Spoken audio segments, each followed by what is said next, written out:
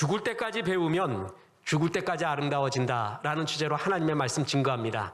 여러분 죽을 때까지 주님이 부를 때까지 아름다워지시기를 주 예수의 이름으로 축원합니다. 잠언은 영혼을 소유한 하늘 백성이 영혼에 대한 마음을 잃지 않으면서도 이 땅에서도 승리할 수 있는 현실적인 이야기, 승리의 필승의 책을 하나님이 우리에게 선물로 주신 것입니다. 잠언은 세 가지의 원리가 있는데 제일 원리는 여호와를 경외하는 것이 모든 지혜의 근본이다라는 것입니다. 너는 땅에서 승리하기를 원하지만 하늘의 백성인 것, 하나님을 늘 기억하라. 이것은 잠언 곳곳에 다른 주제로 넘어가기 전에 항상 하나님이 등장시키면서 하늘의 백성인 것을 기억하게 하는 것, 이것이 잠언 전체의 가장 중요한 제1원리입니다. 오늘 제2원리인데 이 원리는 뭐냐면 배우라는 것입니다. 배움이 신앙이고 성장과 성숙을 위하여 배움이 필요하다. 잠언에 나온 모든 말, 아니 성경에 나온 모든 말을 배워가라. 익혀서 내 것으로 만들어서 성장하고 아름답게 살라. 그것이 잠언의 제2원리입니다. 배움에 대한 주제입니다. 잘 사는 법을 배워야 되고요. 잘 죽는 법을 또한 배워야 됩니다. 오늘 이 말씀 중심으로 하나님이 잠언의 제2원리를 첫 번째, 배우지 않으면 교만해서 망한다라는 교훈을 줍니다. 배우지 않으면 교만해집니다. 그래서 망합니다. 자, 오늘 잠언 서론 다시 보면은 1장 2절부터 5절까지 보면 지혜와 훈계를 알게 하고 명철의 말씀을 깨닫게 하고 지혜롭게 하고 4절에 보면 어리석은 자를 슬기롭게 하고 젊은 자에게는 지식과 근심을 주고 근신을 주고 지혜 있는 자는 더 학식이 있고 명철한 자는 더 지략을 얻는다라는 잠언의 기록 목적, 한마디로 하나님이 아름답게 우리를 성숙시켜 준다라는 것입니다. 그러기 위해서 너희가 해야 되는, 하나님께 오기 전까지 해야 되는 정말 중요한 것이 뭐다? 배워야 된다라는 것입니다. 오늘 잠언 1장 1절에서 7절까지만도 제일 많이 나오는 단어가 뭐냐면 훈계라는 단어가 나옵니다. 잠언 전체에 훈계라는 말이 얼마나 많이 나오는지 모릅니다. 무사르라고 하는데 아사르라는 동사에서 파생된 단어로 견책, 교훈, 훈육이라는 뜻입니다. 그러니까 잠언에 훈계, 훈육이라는 말이 굉장히 많이 나와요. 이걸 너에게 가르쳐준다. 너를 잘하기 위해서 이것을 말해준다라는 것을 끝없이 말해주고 있어요. 그래서 이 훈계의 말을 뭐하라? 듣고 배우라. 잠언의 전체의 제2원리가 뭐냐면 배우라는 것입니다. 더 이상 배울 것이 없다는 순간부터 그 사람은 꼰대가 되고 늙어가는 것입니다. 묻겠습니다. 누가 배우기를 그치는가? 교만한 사람입니다. 누가 배우려고 하는가? 겸손한 사람입니다. 자신이 부족하다며 계속 배우려 하는 사람이 겸손한 자고, 배우기를 그치는 자, 나는 이만하면 됐다는 사람이 교만한 사람입니다. 잠언 9장 8절에 보면 이런 구절이 나옵니다. 거만한 자를 책망하지 말라. 그가 너를 미워할까 두려우니라. 지혜 있는 자를 책망하라. 그가 너를 사랑하리라. 여기에 거만한 자, 교만한 자와 지혜 있는 자가 나오죠. 거만한 자, 교만한 자의 특징이 뭐예요? 책망했어요. 하나님의 말씀으로, 묻던 교훈으로 너를 미워한대요. 교만한 사람은 듣지 않습니다. 그런 말을 하는 걸 되게 미워해요.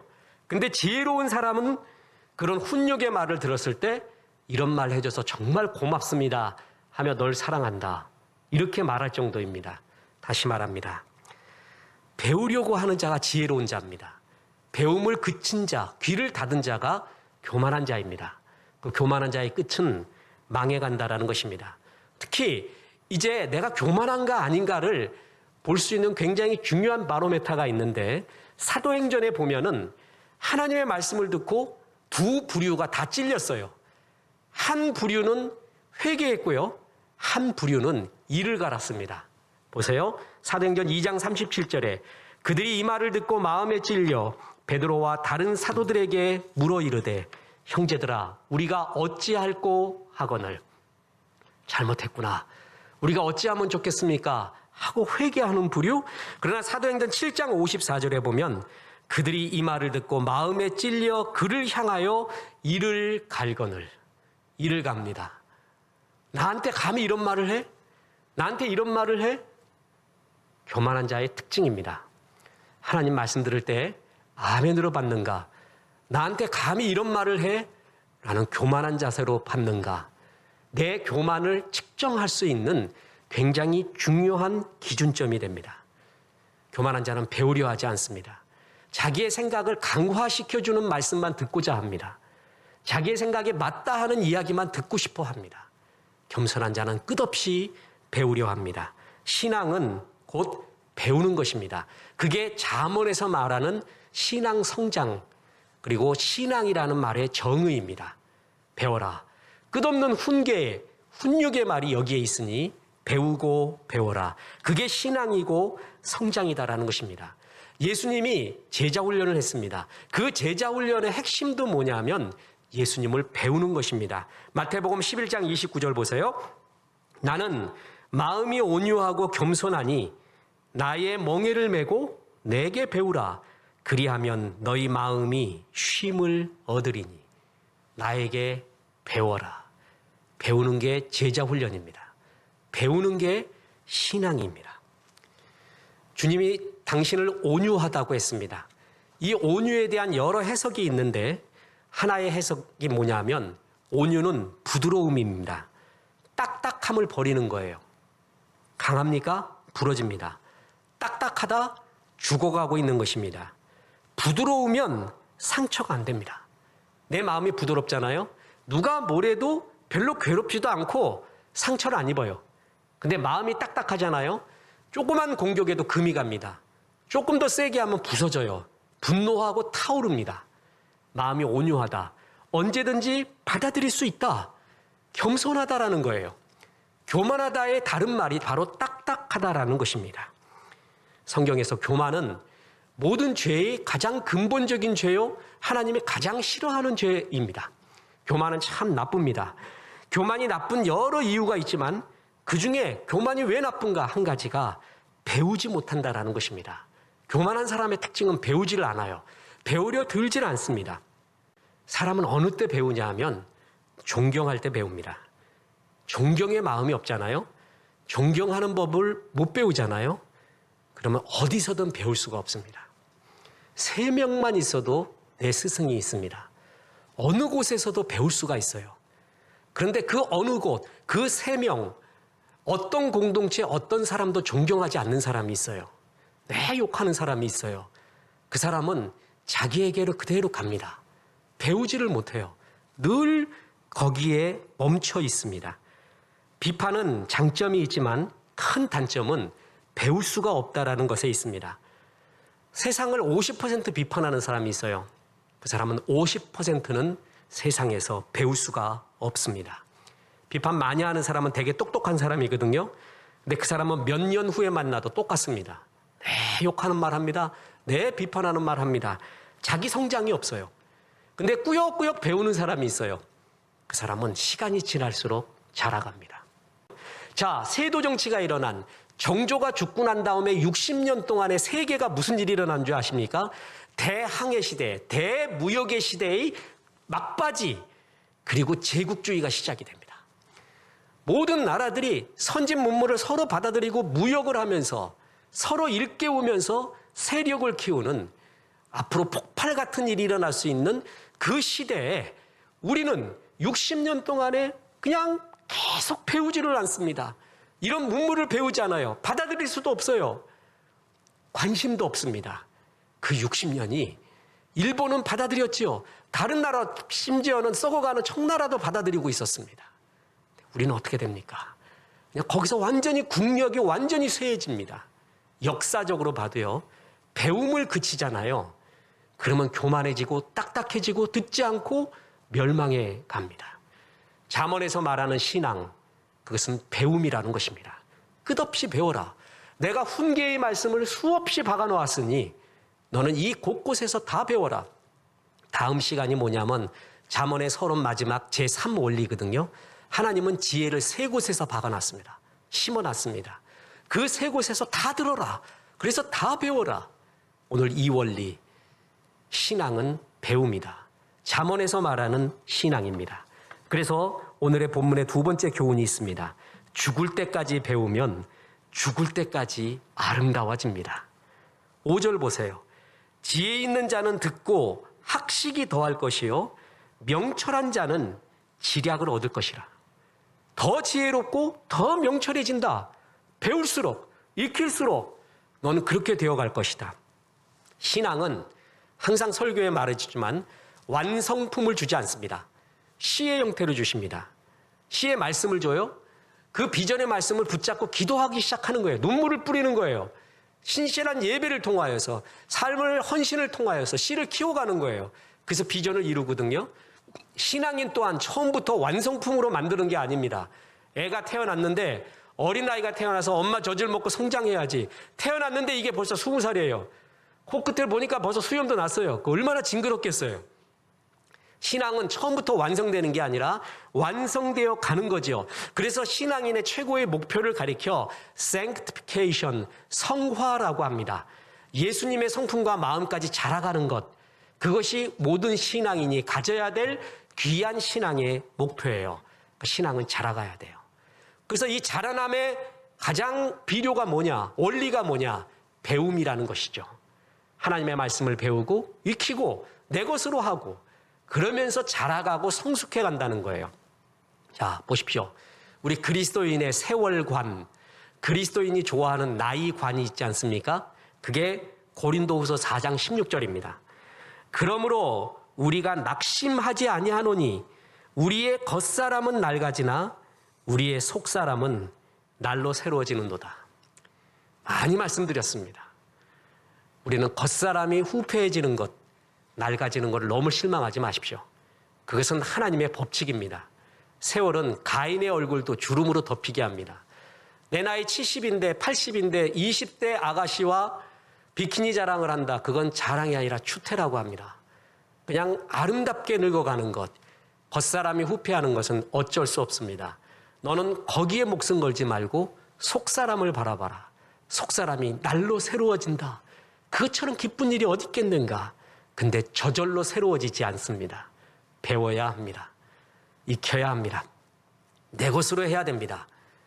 그랬을 때 우리는 성화되고 성장되어 갑니다.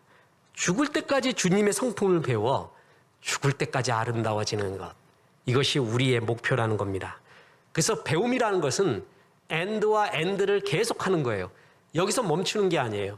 마치 물이 여기 흐르다가 잠깐 여울목 만났다가 절로 흐르고 끝없이 흐르듯이 우리 그리스도인은 하나님께 갈 때까지 배워야 합니다.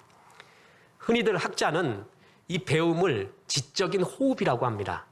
호흡이 멈추면은 사람이 죽듯이 지적인 호흡이 멈추면은 성장이 그치게 됩니다. 20살이건 80살이건 배우기를 그치지 않는 사람은 젊은이입니다. 근데 그가 10대이건 20살이건 배우기를 그치면 그때부터 그는 애어른 그리고 꼰대가 되는 것입니다. 그렇게 늙은이가 되는 것입니다. 하나님은 우리 모두를 걸작품 시로 만들었습니다. 우리의 존재는 다 평등합니다. 근데 시간이 지나 보면 그 사람의 품격이 다른 것을 많이 느껴요. 무슨 차이냐? 하나님이 처음부터 차이를 둔 게 아니에요. 똑같은 걸작품 시로 만들었지만 품격이 다른 이유, 저 사람한테는 정말 향기가 있는 이유, 그는 배웠습니다. 끝없이 배워갔습니다. 그래서 그에게는 품격이 생기는 거예요. 이런 사람은 참 옆에 있고 싶지 않습니까? 배우고 싶지 않습니까? 부러우면 지는 것이다라는 말이 있습니다. 부럽냐? 그럼 벌써 진 거다. 이겨라. 배워서 부러운 것 그것을 능가하는 모습으로 자라가라는 뜻입니다. 특히 성경에 있는 믿음의 용사, 성경적 리더, 세상의 리더 모두는 필수적인 요건, 리더의 필수적인 조건이 바로 배움에 있습니다. 현대 경영학의 아버지 피터 드러커, 그가 미래를 읽는 힘이라는 책에서요, 기존의 지식은 5년 안에 폐기되기 때문에 끊임없이 학습해야 된다라고 말했습니다. 5년 지나면 벌써 올드해진다는 거예요. 그거 갖고 자꾸 얘기하지 마라. 새로운 지식들이 얼마나 생겨나기 때문에 리더는 5년마다 리뉴얼해야 된다. 그것이 중요하다는 겁니다. 군주론을 쓴 마키아벨리, 그가 혼란스러운 이탈리아의 전국을 보면서 강력한 리더가 나오기를 바랬죠. 그래서 군주론을 썼습니다. 그 군주론에 리더의 3가지 조건이 나오잖아요. 그 중에 하나가 뭐냐 하면 네체시타, 시대정신을 가진 군주, 시대를 읽는 군주, 자꾸 시대를 역행하거나 뒤로 가거나 퇴보하는 게 아니라 시대를 읽을 줄 알고 달려갈 줄 아는 시대정신을 가진 사람이 필요하대요. 그러면서 그 시대정신은 어떻게 생겨나느냐? 선천적으로 있는 게 아니라 끝없이 배워야 된다는 것입니다. 또 배움이 있어서 시대를 읽는 사람, 역대상 12장에 보면 다윗이 즉위하게 되는 장면이 나옵니다. 그때 각 지파의 대표들이 나와서 축하를 하게 됩니다. 그때 왔던 지파 중에 이사갈 지파, 이사갈 자손이 나오는데 이사갈 자손에 200명의 리더가 나와요. 그러면서 이들이 왜 형제들 가운데 리더가 되어 있는가에 대한 설명까지 역대상 12장에 나오는데 역대상 12장 32절에 이사갈 자손 중에 시세를 알고 이스라엘이 마땅히 행할 것을 아는 우두머리가 200명이니 그들은 그 모든 형제를 통솔하는 자, 리더였어요. 이들이 리더가 될 수 있는 조건이 뭐죠? 시세를 알고 이스라엘이 마땅히 행할 것을 알았대요. 시세를 알고 요데, 비나, 라이팀, 요데, 야다, 알다, 비나, 명철, 지혜를 알았다, 이해를 알았다, 라이팀, 무엇을? 시대의 때의 것을. 요데, 비나, 라이팀, 영어 성경으로는 The Understanding of the Times, 시대에 대한 이해, 시대에 대한 철저한 분석. 그래서 이스라엘이 행할 바를 알았대요. 이 시대가 이렇구나. 이렇게 전개되고 있구나. 이 시대를 향한 하나님의 말씀이 뭐고 주의 백성은 어떻게 살아야 되는가를 알았다는 거예요. 2가지를 알았죠. 하나님의 말씀을 알았어요. 또 하나 시세를 알았어요. 하나님의 말씀은 성경에 있어요. 시세는 어디 있습니까? 뉴스에, 우리들의 사는 이야기에, 인문학의 책에 다 나옵니다. 이 땅을 알고 하나님의 말씀을 알아서 이 땅 속에서 어떻게 하나님 말씀대로 사는가를 제시해 줬다는 거예요. 그게 바로 리더라는 것입니다. 구약을 전공하면서 히브리어를 배우고 또 히브리어를 가르치기도 했습니다. 제가 히브리어 공부를 하면서 참 흥미로운 단어 한 20가지가 있어요. 아, 이거 정말 멋진 단어구나. 원어로 알아야지만이 향기를 알 수 있는 그 무엇이구나 라고 느꼈던 단어 중에 레메드라는 것이 있습니다. 레메드가 뭐냐면 배우다라는 뜻입니다. 그런데 히브리어에는 강조 PL형이라는 것이 있습니다. 히브리어는 격변화가 무지하게 많아요. 강조 PL형을 레메드의 강조 PL형이 뭐냐면 가르치다입니다. 이렇게 연결이 됩니다. 배우고 배우면 가르치게 되는 거예요. 또 이렇게도 연결이 됩니다. 배우는 자가 가르칠 수 있다는 것입니다. 배우는 자가 가르칠 자격이 있다는 것입니다. 끝없이 배우고 있는 사람이 있어요. 그 사람한테 배우려고 합니다. 사람들이 나를 좀 가르쳐 주십시오. 끝없이 배우고 있는 자에게 사람들이 갑니다. 그렇습니다. 배우는 자, 그가 성숙된 신앙인이고 성숙된 신앙을 가진 자입니다. 현대학자들, 미래학자들이 현대를 이해하는 4가지 단어를 말합니다. 그러니까 전에 이 현대를 이해하기 위해서 양자역학 5년 이상 했습니다. 양자역학이 실제 실상으로 나타나고 있잖아요. 그래서 이것은 헛된 이론이 아니구나라는 걸 알았지만 지금도 20%도 이해 못하겠습니다. 야, 이런 세상이구나. 그런데 그거를 또 그것도 놔두고 4가지를 이해해야지 되는 현대의 4가지 키워드. 4차 산업혁명, 빅데이터, AI, 메타버스. 3가지는 익숙한데 메타버스. 이제 우리의 아이들은요, 지금 자라는 아이들은 메타버스 안으로 출근할 수도 있고 그 안에서 살 수도 있습니다. 이걸 어떻게 해석해야 되나? 가상현실 속에 제가 언젠가 이제 이에 대한 하나님 말씀 전할 때 저의 아바타를 보여드리겠습니다. 제 큰아들이 만들어 놨습니다. 가상현실 속으로 들어가서 거기서 회의도 하고 뭐도 하고 심지어는 가상현실 속에서 옷 파는 사람도 있어요. 그 옷 입는 게 아니라 내 아바타가 거기서 입는데 그 옷 파는 걸로 수익을 엄청나게 내는 사람 이야기를 듣고 야, 메타버스가 엄청난 경제적 착취를 하고 있구나. 그에 대한 신뢰는 이루 말할 수 없습니다. 말려도 그 시대로 가고 있습니다. 특히 우리의 어린 아이들은 뜯어 말려도 글로 갈 수밖에 없는 우리는 또 하나의 가상현실의 시대가 실감나는 시대가 우리 앞에 전개되고 있습니다. 하나님이 이걸 뭐라고 말하는가? 왜 이런 시대가 오는가? 우리는 이것에 대해서는 끝없이 연구하고 배우고 주의 말씀을 이때 살펴봐야 됩니다. 이사갈 지파, 시세를 알고 이스라엘이 마땅히 행할 것을 아는 우두머리라고 했습니다. 끝없이 배워라. 그게 리더의 조건이다. 끝없이 배울 때 끝없이 아름다워진다라는 것입니다. 좋아하는 중국의 작가 중에 이모당이라고 있습니다. 이 책을 읽다 보면요, 향기가 느껴지는 게 있어요. 어떤 책은 불이 느껴집니다. 그래서 나를 막 액션하게 만들어요. 근데 어떤 책은 나를 가만히 있게 쉬게 만드는 책도 있어요. 둘 다 좋은 겁니다. 둘 다 은사가 다른 거죠. 이모당 책은 참 두 가지가 겸비돼요. 쉬게도 하고 일어나게도 하고 참 향기롭다라고 봤더니 역시나 목사님의 가난한 목사의 아들이었습니다. 목사 아들은 역시 달리 써요. 사람이 미국과 유럽에서 신학문을 공부하고 귀국한 후에 루신과 함께 중국의 신문학운동을 전개합니다. 산문글을 참 잘 써요. 위트, 풍류, 인생에 대한 여유로운 관조, 중국과 서양의 문화 가교 역할을 했던 그걸 참 잘 쓰는 중국어를 원어로 본다면 더 향기를 느낄 수 있는 그런 책입니다.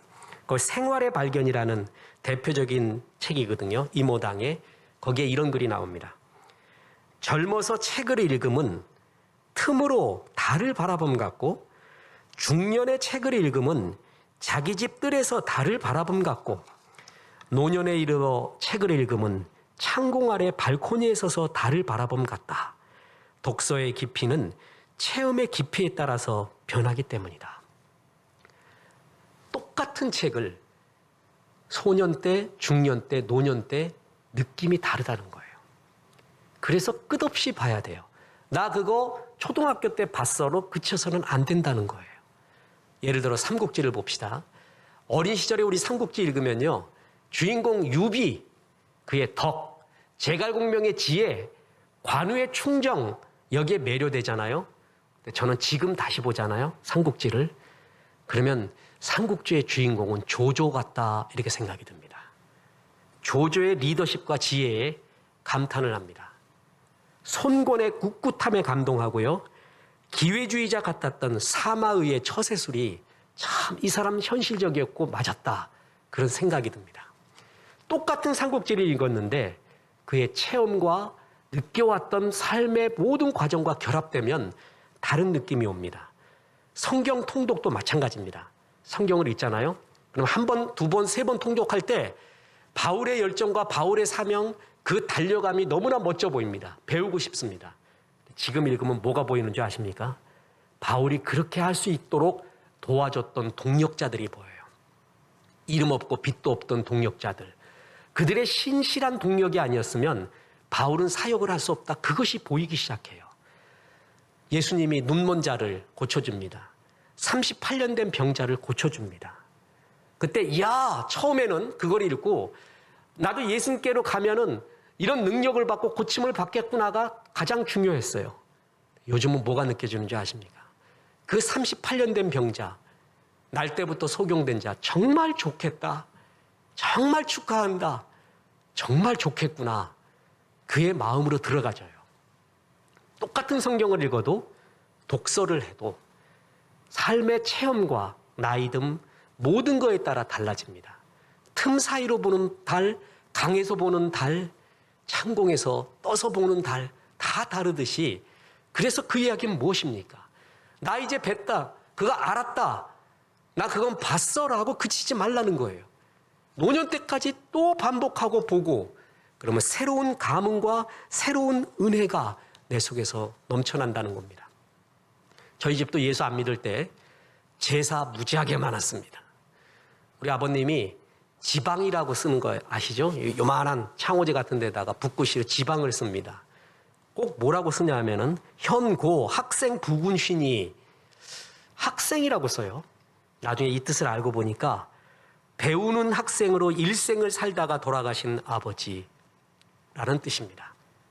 우리 옛 조상들은 벼슬을 하지 못하고 세상을 떠난 망자에게 지방을 쓸 때 학생 부군순이 그는 끝없이 배웠다라는 구절을 넣습니다. 하나님이 일반 은총으로 예수를 믿지 않더라도 배움이 이렇게 소중하고 배움이 삶을 이렇게 향기롭게 만든다는 것을 가르쳐 준 거예요. 뿐만 아닙니다. 공자 그의 논어를 보십시오. 그 논어의 첫 부분이 학이 편 아닙니까? 배우는 편이에요. 거기에 첫 꼭지, 첫 말이 아주 유명하지 않습니까? 학이 시습지, 불력열호와. 배우고 익히면 또한 기쁘지 아니한가. 그게 논어의 전체의 기관차입니다. 배운다, 그리고 익힌다. 배운 것을 나의 것으로 한다는 거예요. 그게 인생에서 최고의 도다, 최고의 진리다라고 말할 정도입니다. 다시 말합니다. 하나님이 일반 은총으로 예수 믿지 않는 사람들에게도 배움의 소중함을 모두에게 가르쳐 준 것입니다. 보십시오. 배움이라는 것을 영어로 하면 learn입니다. L-E-A-R-N, learn이죠. 얻음, 얻는다의 얻음은 learn에서 L자만 빼면 됩니다. E-A-R-N, 그게 얻음입니다. 배움이 없으면 얻음이 없습니다. 진짜 크게 배우면 크게 얻게 됩니다. 배우잖아요? 그러면 큰 기쁨이 두 가지가 있는데 하나는 경이로움을 느껴요. 또 하나는 자유와 독립이 있어요. 아, 이게 뭐야? 아, 이런 게 있다니. 라는 경이로움, 감탄의 시작이 철학입니다. 그걸 doing philosophy, 철학하는 것, 그것은 철학보다 더 중요합니다. 철학가이지만 이런 경탄이 없는 사람이 있어요. 그런데 철학 전문 학자는 아니지만 늘 삶에 경이로움이 있는 사람이 있어요. 그게 doing philosophy, 철학함을 하는 더 귀한 철학자입니다. 모든 깨달음, 아름다움은 경이로움에서 일어나요. 배우잖아요. 끝없이 경이로워집니다. 자, 보십시오. 하늘에서 만나가 내렸습니다. 우와, 이게 뭐냐? What is this? 히브리어로 만후. 그게 이게 뭐냐가 고유명사가 돼버렸어요. 만나로. What is this? 만후가. 처음에는 감동을 해요. 근데 감동이 없어져요. 그때부터 이스라엘은 타락이 시작이 됩니다. 배움은 늘 우리에게 감동을 줍니다. 뿐만 아니라 자유와 독립을 줍니다. 무지하면 옳고 그름을 분별하지 못합니다. 그래서 주체적으로 행동할 수 없고요. 어쩔 수 없이 남들이 원하는 삶을 삽니다. 저거는 나에게 기쁨이 안 돼요. 근데 남들이 저걸 기뻐하니까 모방 기쁨을 통해 내 기쁨을 얻으려고 합니다. 그런데 정말 많이 배웠어요. 깨달았어요.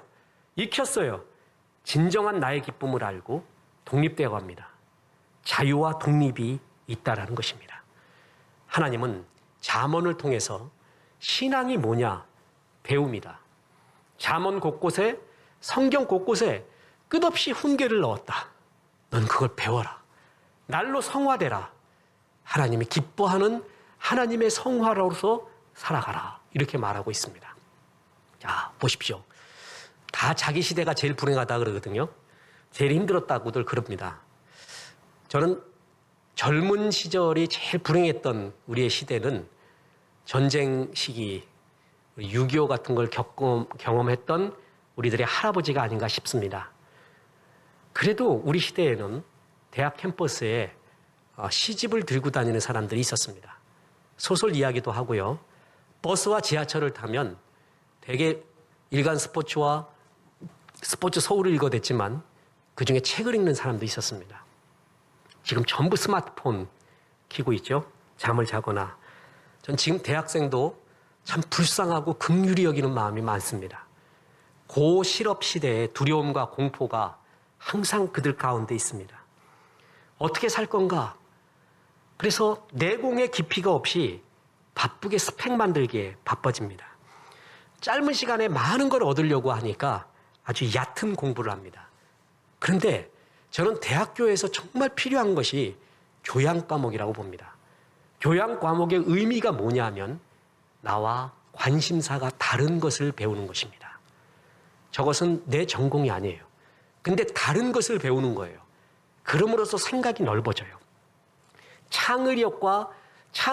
창의성이 만들어지는 세 가지 기본 원리가 있습니다. 그 중에 하나가 뭐냐면 낯선 것과 다른 것과의 결합 속에서 창의력이 나와요. 내 것만 갖고 있잖아요. 내 이야기만 하잖아요. 내 그룹만 만들잖아요. 그럼 그게 에코 체인버, 반향실, 목욕탕이 돼갖고 내 소리만 들려요. 그게 다인 줄 알아요. 이게 엄청난 착각이죠. 창의력은 다른 낯선 것을 들을 때 창의력이 나와요. 교양 과목의 의미가 뭐냐면 나와 상관없는 걸 배움으로 넓어지는 겁니다. 이게 그때에는 효과를 발휘하지 못하는 것 같아도요. 결국 이 교양성이 넓은 애들이 이기게 됩니다. 배움이라는 것이죠. 공동체 생활의 뜻이 뭐냐? 교회 생활의 뜻이 뭐냐? 가정 생활의 뜻이 뭐냐? 다른 것을 배우는 것입니다. 그래서 요한 1서에 보면요. 자녀들아, 청년들아, 아비들아 이런 구절이 나와요. 단계가 있고 사람이 다르다는 거예요. 교회에는 자녀 같은 사람, 청년 같은 사람, 아비 같은 사람들이 다 있다. 그들에게 주는 각각의 말씀들이 다 달라요. 교회는 이 다름을 배워요. 그 속에서 나는 이런 것이 부족하구나. 저 사람은 저게 잘하는구나. 라는 것을 배워가는 과정이에요. 정말 지혜로운 자는 어느 곳에서나 배우는 자예요. 여기선 이걸 배웠어. 여기선 이걸 배웠어. 저기선 저걸 배웠어. 라는 배움의 자세가 있는 사람이 그 사람이 결국 성장합니다. 물어봤더니 난 여기선 이런 상처 당했어. 저기선 저런 상처 당했어. 저기선 저런 상처 당했어. 나를 만난 사람은 다 도둑놈들이야. 그런 사람 계속 그 속에서 살아요. 난 여기서 이걸 배웠어. 여기선 이걸 배웠어. 여기서는 또 이거를 배우는구나. 그 자세, 배움의 자세가 곧 신앙의 자세라는 겁니다. 자, 잠언을 둘러싸고 있는 두 번째의 원리, 배움이라는 것입니다. 신앙은 곧 배움이다. 배움에 늘 겸손하고 마음을 열어놓고 이제 다음 3원리에 보면 하나님이 배울 수 있는 것, 지혜의 원천을 세 곳에다가 잠언을 통해서는 심어놨습니다. 그 세 곳통에 다 배워가라. 그것이 아름다움이요, 성숙이요, 성장이요, 승리의 길이다. 현실 속에서도 진짜 승리하는 리더의 특징, 끝없이 배운다는 것입니다. 이 배움의 겸손한 자세를 통하여 영혼 속에 살고 현실에 승리하기를 주 예수의 이름으로 축원합니다.